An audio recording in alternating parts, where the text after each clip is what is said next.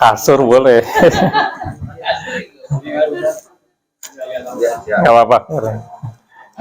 Biar yang di dalam gak kelihatan gitu. Bismillahirrahmanirrahim. Assalamualaikum warahmatullahi wabarakatuh.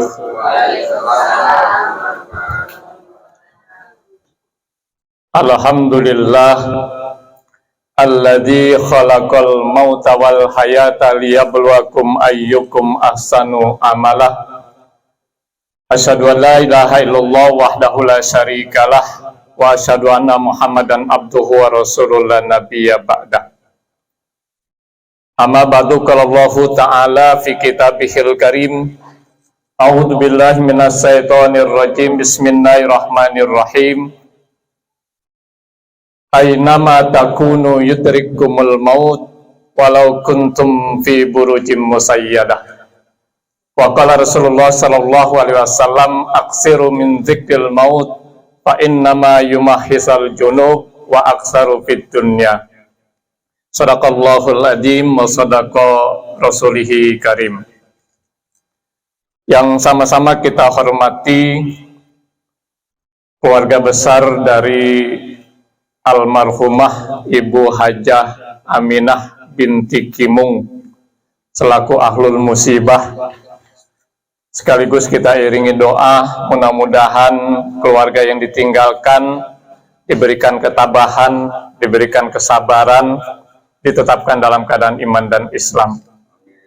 Putra putri, anak menantu, cucu, cicit dijadikan anak-anak yang soleh dan soleha, yang taat beragama, berbakti kepada kedua orang tua, berguna bagi masyarakat serta agama. Amin ya rabbal alamin. Juga yang sama-sama kita hormati para asatiz, guru-guru kami yang berkesempatan hadir pada malam hari ini, para tokoh masyarakat, Bapak RT, wabil khusus Bapak Nuradi ya, selaku Ketua RT 06, RW 03, Bapak-bapak, ibu-ibu, hadirin dan hadirat jamaah takziah yang berkesempatan hadir pada malam hari ini. Pertama tentu kita ungkapkan puji dan rasa syukur kita kepada Allah Subhanahu wa taala.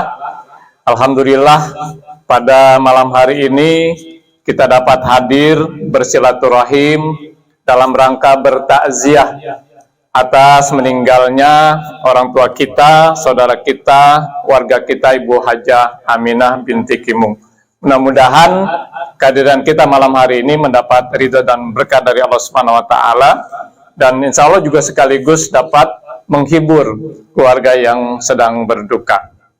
Tidak lupa selawat dan salam semoga tercurahkan pula kehadiran baginda Rasulullah Muhammad sallallahu alaihi wasallam pada keluarganya, sahabatnya, insya Allah juga pada kita sekalian yang masih patuh taat mengikuti ajaran dan sunnah beliau.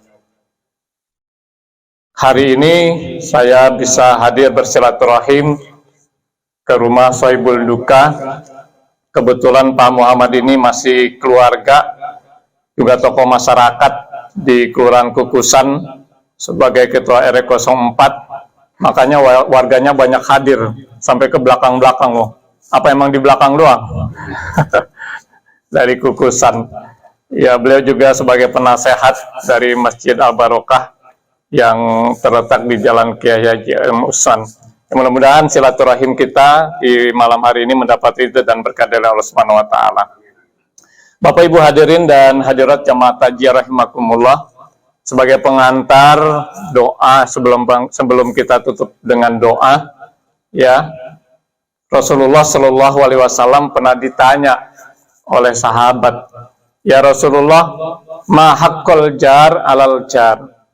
Apa hak tetangga atas tetangga yang lain? Kata Rasulullah, hak tetangga atas tetangga yang lain dua. Ya, yang pertama adalah ikut merasakan kebahagiaan ketika tetangga sedang berbahagia dengan memberikan ucapan selamat atau hadir berkunjung memberikan ucapan selamat atau memenuhi undangan saat tetangga sedang bahagia. Kalau saat tetangga sedang berbahagia, kita datang atau kita diundang, menghadirinya itu namanya kita sedang bertahniah. Ikut merasakan kebahagiaan yang sedang dirasakan oleh tetangga, oleh sohibul bait. Ya, dan ini sudah begitu melekat di masyarakat kita. Mungkin bapak-bapak, ibu-ibu tentu masih ingat, kalau dulu ada warga yang lahiran apa beranak? Ya, itu dari ujung Belor, ujung Budik, Betan, Kulon pada nyampe. Bawa apa? Rantang. Apa isinya? Nasi. Ya, tidak lain adalah ikut merasa bahagia. Ya, ikut merasa berbahagia, itu namanya tahniah. Kalau sekarang mah jangan pakai bawa rantang. Apa rantangnya udah kagak? Di Betawi mah masih ada kali rantang, gitu ya. Ya, nggak usah bawa rantang. Ya, dalam banyak bentuk sekarang sebagai ucapan ikut bertahniah. Ada yang membawakan perlengkapan bayi dan sebagainya. Intinya itu merupakan salah satu hak tetangga. Begitu sebaliknya, ketika tetangga sedang berduka, ketika tetangga sedang mendapat musibah, kita hadir, memberikan motivasi, memberikan support, ya, agar tabah, sabar, sambil mengucapkan kalimat istirja, innalillahi wa inna ilaihi rojiun. Itu namanya kita takziah, ya. Seperti kita hadir pada malam hari ini, itu namanya kita bertakziah, ya, takziah. Alhamdulillah ini sudah tertanam kuat di masyarakat kita. Ya, intinya adalah sebagai ungkapan turut berduka cita.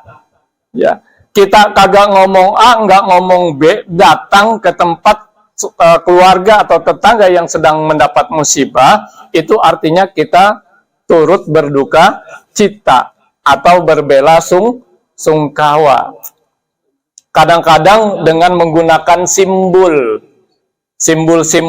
umumnya simbol berwarna hitam. Datang bertakziah mengenakan pakaian hitam, ya, dari ujung rambut sampai ke ujung kaki hitam, jilbabnya hitam, pakaiannya hitam, orangnya lengkap. Tapi jangan lantas ketika kita tidak punya pakaian hitam, diajak bertakziah, kagak ikut. Enggak, gua kagak punya baju hitam. Ya, kan nggak ngapa-ngapa kita takziah pakai batik. Boleh nggak? Boleh. Nggak bakal dikatain, lu mau kondangan, apa mau takziah? Tidak. Ya, nggak jadi masalah. Ya, bahkan kalau orang-orang tertentu biasanya dengan memberikan karangan bunga. Kayaknya nggak ada karangan bunga ya. Ya. Tapi bagi kita kebanyakan daripada karangan bunga, mendingan mentahnya aja. Itu kan. Kalau di kampung saya Kukusan, kalau orang sini kan bilang Pondok Cina ya. Ya, Pondok Cina. Itu biasanya ada baskom. Tadi saya lihat di sini juga ada baskom. Ya. Kalau dulu yang dibawa apa? Beras. Bawa sepicuk, segelas, taruh di situ, udah penuh masukin karung. Sekarang mah jangan pakai bawa beras. Mentahnya aja. Kalau mau bawa beras jangan tanggung-tanggung. Ya, satu apa namanya? Satu bal di apa namanya? Dipanggul gitu ya. Nah, itu insya Allah sangat membantu sohibul musibah dalam prosesi pengurusan jenazah. Alhamdulillah ini masih dipertahankan. Pak RT ya, masih ada ya, gitu. Ya kalau kita mah jangan pakai karangan bunga lah, ya. Sebab saya pernah tanya berapa sih karangan bunga, dapat apa 100? Ya 100 mah bambunya doang. Katanya ada yang sampai 1 juta, bahkan ada yang lebih. Kalau 1 juta ada 30 karangan bunga, lah mendingan beliin NMAX. Sayang, paling berapa hari kekuatannya? 2 hari, 3 hari habis, jadi sampah gitu ya. Nah, intinya kita datang ke tetangga ya, memberikan memberikan agar tabah, sabar sambil mengucapkan kalimat istirja. Lalu sekalian, sebagai pengantar takziah pada malam hari ini, saya ingin menyampaikan sedikit sajalah. Ya, bahwasanya pada saat kita berada di dunia sekarang ini, ya, di mana tidak ada seorang pun di antara kita yang tahu berapa lama kita berada di alam dunia. Pak Diding udah berapa lama, Pak? Umurnya? 60? Udah 70, ya. Kalau kita bercermin kepada usianya Nabi Muhammad, udah dapat bonus. Nabi Muhammad usianya berapa? 63. Pak Diding 70, udah dapat bonus berapa tahun? Kalau ada di antara bapak-bapak, ibu-ibu yang hadir saat ini, umurnya sudah 62 tahun, 11 bulan, 29 hari, ya siap-siap aja. Jangan-jangan belum sampai pulang. Ya. Tadi kan tidak demikian, tapi yang pasti Allah mengatakan kullu nafsin dha'iqatul, setiap yang bernyawa pasti akan mengalami kematian. Kita manusia makhluk yang bernyawa, pasti kita akan mengalami kematian. Nah, pada saat ini, saat di dunia ini hanya 3 kali Allah manggil kita. Hanya 3 kali, tidak lebih. Mudah-mudahan ketiga panggilan Allah ini dapat kita penuhi dengan sebaik-baiknya. Yang pertama adalah panggilan apa? Panggilan azan. Bapak Ibu sekalian, suara azan itu bukan hanya sekedar tanda masuknya waktu sholat. Tapi hakikatnya itu adalah panggilan Allah kepada kita. Menjawabnya juga cuma satu, yaitu kita mengerjakan sholat. Hayya ala sholat, mari kita sholat. Jawabnya hanya satu, kita sholat. Apalagi pagi-pagi, as-sholatu khairum, sholat lebih baik. Jangan terbalik. Katanya muadzinnya salah intonasinya. Ya, as-sholatu khairum minan naum, naunya kepanjangan. Jadi sholat lebih baik daripada tidur gitu kan. Jadi tidur aja gitu, nggak sholat gitu kan. Ya, jadi memenuhinya satu. Ketika kita melaksanakan sholat, itu berarti kita memenuhi panggilan Allah. Tapi fakta dan realitanya di masyarakat kita, meskipun suara azan itu minimal berapa kali kita dengar sehari? 5 kali. Bukan hanya 5 kali, suaranya pun pasti terdengar dengan sangat keras karena dengan menggunakan pengeras suara, sehingga tidak mungkin kita tidak mendengar panggilan azan. Meskipun demikian, masih banyak di antara kita yang tidak ngesto. Ngesto itu apa ya? Tidak apa? Tidak peduli. Kalau kata bahasa bocah mah, cuekin suara azan. Ya. Tidak mempedulikan panggilan Allah Subhanahu wa ta'ala. Meski demikian, karena Allah Maha Rahman Maha Rahim, tetap kita diberikan rezeki, diberikan karunia, baik yang sholat maupun yang tidak sholat. Padahal kan harusnya tidak demikian. Dalam surat Al-Jum'ah, jelas Allah mengatakan, Bismillahirrahmanirrahim, Ya ayyuhalladzina amanu idza nudiya lis-sholati min yaumil jum'ah fas'au ila zikrillahi wa zarul bai'. Dzalikum khairul lakum in kuntum. Ya ayyuhalladzina amanu, wahai orang-orang yang beriman. Idza nudiya lis-sholat, apabila kamu diseru, dipanggil untuk mengerjakan sholat. Memang secara khusus itu berkaitan dengan sholat Jumat, tapi secara umum berkaitan dengan sholat wajib. Ya. Fas'au ila zikrillah, segeralah kamu mengingat Allah. Maksudnya adalah segera mengingat, segera melaksanakan sholat, wazarul bai', dan tinggalkan jual beli.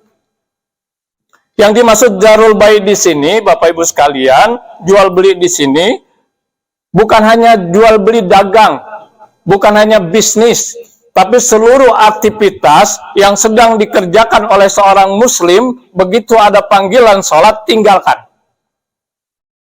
Ya, pelajar ketika ada panggilan sholat, hayya ala sholat, tinggalkan sekolahnya. Karyawan, tinggalkan kan kantornya. Buruh, tinggalkan pabriknya. Ya, petani, tinggalkan ladangnya. Supir, tinggalkan, pinggirin dulu tapinya. Jangan di tengah jalan. Ya, kalau bapak-bapak, ibu-ibu pernah menunaikan ibadah haji atau ibadah umroh, begitu qomat dikumandangkan, kendaraan berhenti. Mobil, motor bisa dihitung jari di sono, berhenti melaksanakan sholat. Ya, kira-kira kalau di sini luar biasa ya. Banyak kejadian-kejadian di masyarakat ketika ada rapat, ada musyawarah, ya, kemudian ada suara azan, alhamdulillah berhenti. Tapi bukan menyambut seruan azan. Kan harusnya ketika dipanggil Allahu Akbar, minimal kita jawab Allahu Akbar, Allahu Akbar. Ketika hayya ala sholah, la haula wala quwata illa, ketika as-sholatu khairum minan naum. Nah, pernah ada yang kencang banget itu. As-sholatu khairum minan naum, sallu. Itu dari mana, Umar? As-sholatu khairum minan naum, sodakta wa barokta. Tapi ya, rapat dihentikan, ya, bukannya menjawab tapi pada ngobrol, pada makan, salah itu. Ya. Jadi itu, begitu ada panggilan sholat, tinggalkan. Segera kita melaksanakan sholat, ya. Apalagi banyak sekali ayat-ayat Al-Quran maupun hadis-hadis Rasulullah yang menjelaskan tentang keutamaan sholat, ya, yang harus menjadi amal utama bagi kita. Bapak Ibu sekalian, kayaknya kalau di sini mah Cipedak kagak gitu, ya. Begitu ada panggilan sholat, langsung berduyun-duyun menuju ke masjid. Kayaknya, ya. Ya. Sebab saya sering ngagul, Bapak Ibu sekalian. Ngagul itu bahasa apa ya, Pak RT? Bahasa Indonesianya pengagul. Ya, saya kalau ngisi di kampung saya, kata orang sini kan Pondok Cina, acara-acara takjiah, saya bilang saya sering ngagul. Ya, kalau saat-saat takjiah, lihat tuh Cipedak, ya, penuh, ya, ini sampai keluar-luar. Yang di dalam aja sampai keluar-luar sandalnya. Ya. Ini belum yang di luar, di dalam. Katanya 2 lantai, belum yang di atas. Siapa di atas? Ya, luar biasa, ini perlu dipertahankan. Gitu ya. Ya, jadi masih banyak di antara saudara-saudara kita yang mengaku sebagai Muslim itu tidak mempedulikan panggilan Allah yang pertama. Meskipun demikian, Allah Maha Rahman, Maha Rahim, kita tetap diberikan rezeki, diberikan karunia. Ada pernah satu kasus gini. Ini musola apa nih, Pak RT? Istiqomah. Ya. Ini yang dekat nih? Oh, yang dekat ada Istiqomah ya, di Istiqomah. Yang udah lama nih Istiqomah ya, sebelah. Ya. Ya, pernah ada satu kasus begini, Bapak Ibu sekalian. Ini boleh nanti dicoba sekali-kali. Ya. Jadi pada saat hari libur, yang biasa aja namanya siapa ya di penggilnya? Muazin atau Bilal. Jam 9 pagi dia azan. Ya, di suatu tempat di masjid. Ya, dia azan jam 9. Ya. Kan heboh enggak? Pakai speaker atas. Ya, Allahu Akbar. Ya, bapak-bapak yang sedang memperbaiki rumah turun, datang ke masjid. Yang sedang olahraga turun, datang ke masjid. Ibu-ibu yang sedang masak di dapur keluar menuju ke masjid. Bocah yang sedang main juga rame-rame ke masjid. Begitu sampai di masjid, masjidnya dikunci. Digebrak-gebrak, diketok-ketok, tuh Bilal cuek baik. Cuek itu apa ya? Dia azan terus sampai selesai.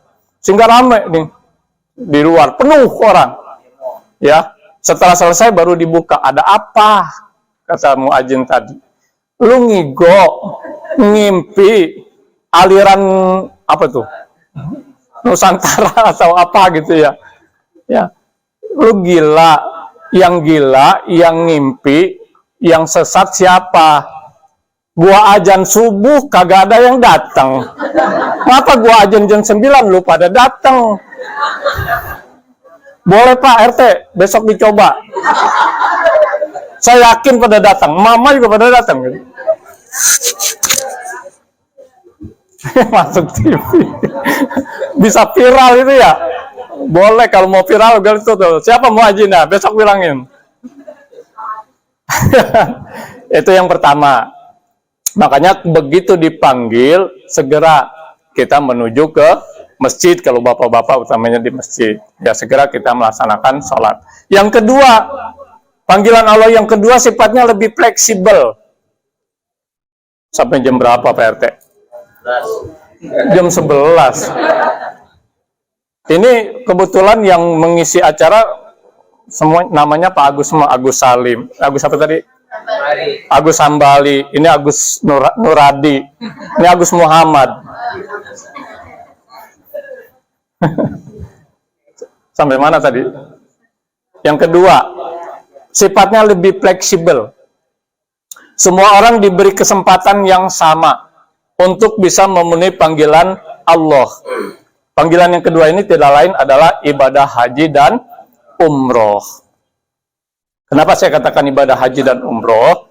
Sebab kalau kita berkesempatan menunaikan ibadah haji, kita bisa sekaligus mengerjakan ibadah umroh. Tapi kalau kita berkesempatan menunaikan ibadah umroh, tidak bisa sekaligus mengerjakan ibadah haji. Karena Allah mengatakan al-hajju asyhurun ma'lumat. Haji itu dilaksanakan pada waktu-waktu tertentu saja. Ya. Menjawabnya juga cuma satu. Datang ke Mekah, ke Baitullah dengan niat ihram, kemudian mengucapkan talbiyah. Labbaik Allahumma labbaik, labbaik la syarika laka labbaik, innal hamda wan ni'mata laka wal mulk la syarika lak.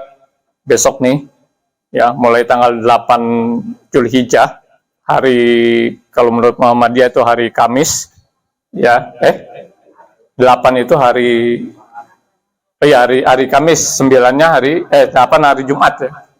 Ya.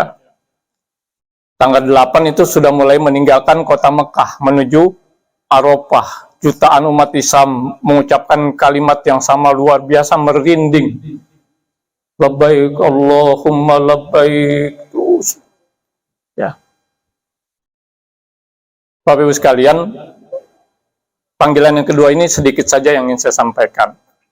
Yang pertama, ada dua hal yang perlu kita luruskan berkaitan dengan ibadah haji. Ya, sering kita ditanya nih, biasanya otomatis kita spontan menjawab. Coba saya tanya, ingin nggak sih pergi haji? Ingin. Ingin nggak sih Pak pergi haji? Harusnya nggak usah dijawab.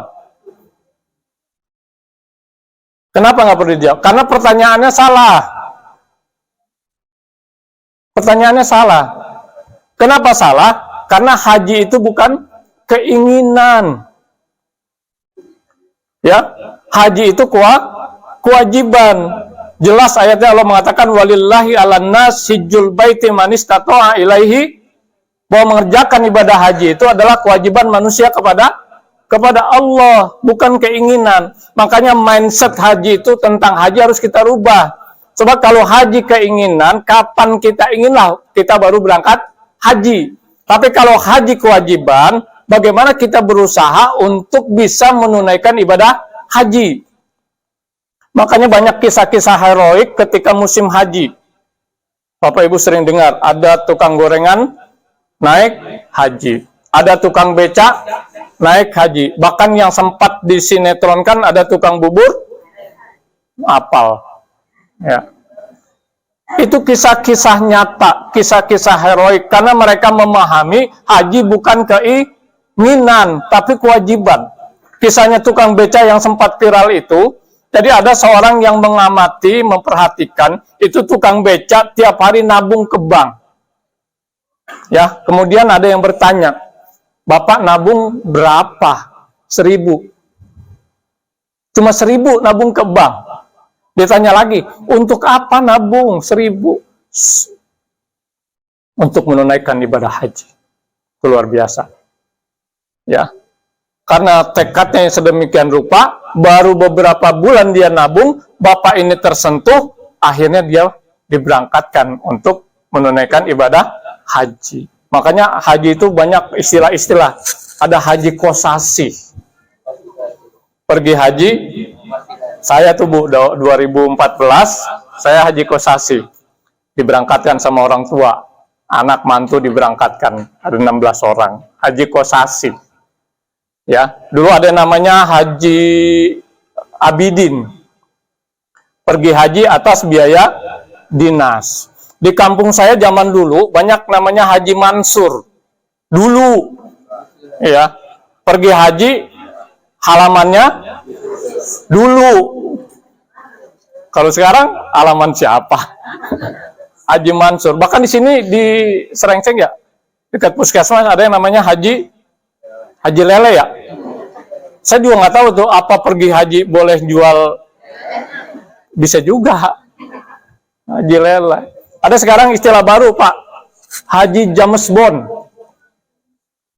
Pergi haji atas jasa jual kebun, maklar. Ya kebetulan kebun yang diinikannya luas, fee-nya besar, sehingga bisa digunakan untuk menunaikan ibadah haji. Nah, jadi kembali, mindset-nya harus dirubah. Haji bukan keinginan, tapi kewajiban. Yang kedua, ya, sering juga nih kita lihat, ada orang yang dari segi fisik bukan hanya kuat, tapi sangat kuat. Dari segi ekonomi bukan hanya mampu, tapi sangat mampu. Ketika ditanya, kenapa belum juga pergi haji? Jawabannya apa? Belum dapat panggilan. Padahal kalau bicara panggilan haji, undangan haji, kita sudah diundang. Bukan sejak zaman Nabi Muhammad, tapi sejak zaman Nabi Ibrahim. 2300 tahun yang lalu sudah diundang kita. Bagaimana diungkapkan Allah dalam Al-Quran, Bismillahirrahmanirrahim, wa azin fin nas bil hajj ya'tuka rijalan wa ala kulli domirin ya'tina min kulli fazin amik. Kata Allah kepada Nabi Ibrahim, serulah manusia untuk mengerjakan ibadah haji. Niscaya mereka akan datang dari berbagai penjuru dunia dengan menggunakan dengan berjalan kaki dan mengendarai onta yang kurus dari seluruh penjuru dunia. Sudah lama kita diundang, sudah lama kita dipanggil. Ada dua kemungkinan, agak dengar atau pura-pura enggak dengar, ya. Ya. Jadi salah kalau misalnya belum dapat panggilan, ya. Nah, ini dua hal yang harus kita luruskan berkaitan dengan ibadah haji. Yang jelas, walaupun ibadah yang paling berat yang diperintahkan oleh Allah untuk kita bisa laksanakan, namun ganjaran dan pahalanya juga besar. Al-umratu ilal umrati kafaratun lima bainahuma, kata Rasulullah.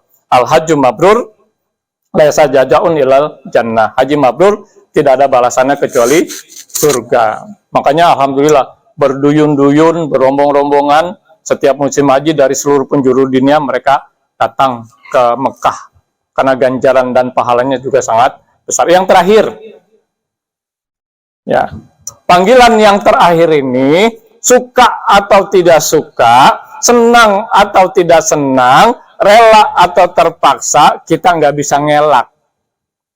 Pasti kita penuhi panggilan Allah, yaitu maut, mati. Ya, pasti kita penuhi panggilan Allah, kematian. Ya, ya. Karena Allah mengatakan kullu nafsin za'iqatul maut, setiap yang bernyawa pasti akan mengalami kematian. Kita manusia makhluk yang bernyawa, kita manusia makhluk yang berjiwa, suatu saat kita pun pasti akan mengalami kematian. Saya bersyukur Bapak Ibu sekalian, malaikat pencabut nyawa siapa ya? Ijroil apa Israfil?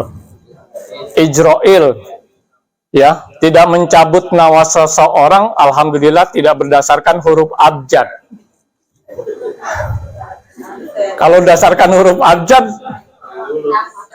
Pak RT masih lama. Pak RT, Pak Muhammad masih lama, paling dulu, ya. Tapi yang kasihan huruf Z, ya, kagak ada yang ngurusin. Dia mandi sendiri, gali kubur sendiri.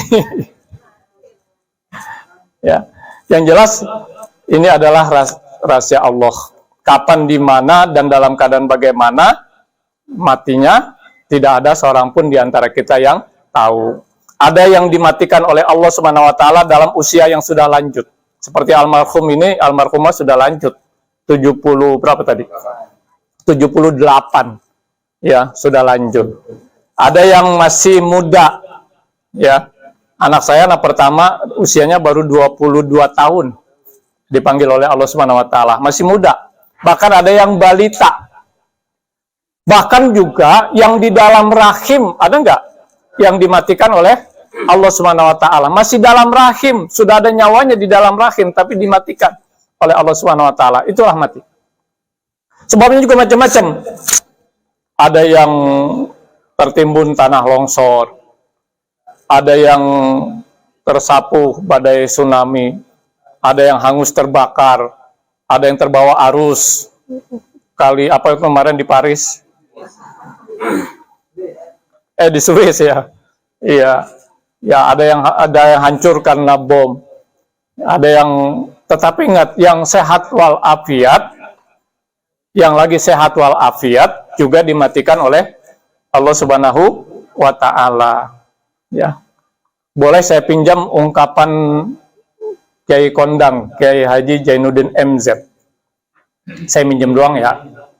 Kata beliau begini, mungkin bapak-bapak, ibu-ibu duluan, saya belakangan, mati ya. Mungkin bapak-bapak, ibu-ibu duluan, saya belakangan. Atau sebaliknya, saya belakangan, bapak-bapak, ibu-ibu duluan. Mungkin saja. Curang itu namanya. Tapi yang jelas kata Allah, kullu nafsin za'iqatul maut. Setiap manusia yang bernyawa pasti akan mengalami kematian. Nah, bagi kita yang terpenting adalah sejauh mana kita mempersiapkan diri. Ya, kalau masalah mati kita sudah yakin pasti bahwa itu sesuatu yang pasti terjadi. Dan kita juga tahu kapan, di mana, dan dalam keadaan bagaimana saat kita meninggal, tidak ada seorang pun yang tahu. Makanya yang terpenting adalah kita senantiasa mempersiapkan diri. Ya, sebelum ajal datang menjemput kita. Ya, sebagai penutup, ya, saya kalau ceramah sengaja ingin berdiri. Kalau betis saya udah pegal, berarti udah kelamaan, gitu ya. Sebagai penutup, tidak saya uraikan, ya, yang perlu kita siapkan sebelum panggilan Allah yang ketiga datang kepada kita. Saya sampaikan hadis Rasulullah Shallallahu Alaihi Wasallam. Hadis ini sudah sangat familiar, sudah tidak asing bagi kita sebagai seorang muslim. Banyak juga di antara kita yang sudah hafal, cuman sering kita abaikan, sering kita lalai. Karena merasa masih sehat, merasa masih gagah, merasa masih muda, merasa mati masih lama. Padahal tidak demikian. Kata Rasulullah, Igtanim khamsan qabla khamsin. Pergunakan 5 kesempatan sebelum datangnya 5 kesempitan. Yang pertama, hayataka qabla mautik. Pergunakan masa hidupmu sebelum datangnya kematianmu. Yang kedua, wasihataka qabla sakomik. Pergunakan masa sehatmu sebelum datangnya masa sakitmu. Yang ketiga, wafarogoka qabla suglika. Pergunakan masa senggangmu sebelum datangnya masa sibukmu. Yang keempat, wasababaka qabla harumika. Pergunakan masa mudamu sebelum datangnya masa tuamu. Dan yang kelima, waginaka qabla fakrika. Pergunakan masa kayamu sebelum datangnya masa miskinmu. Bapak Ibu sekalian, mungkin ini sekedar pengantar takziah kita pada malam hari ini. Ya, mudah-mudahan ini menjadi pengingat khususnya buat saya dan buat kita semua, bahwa kematian akan datang kapan saja, di mana saja, dan dalam keadaan bagaimanapun. Mudah-mudahan kita berharap pada Allah Subhanahu wa taala pada saat ajal datang menjemput kita dalam keadaan husnul khotimah, mati dalam keadaan tunduk, patuh, taat, berserah diri kepada Allah Subhanahu wa taala. Kebetulan ada Ustadz kita yang hadir sebagai penutup doa. Kami persilakan Ustadz siapa?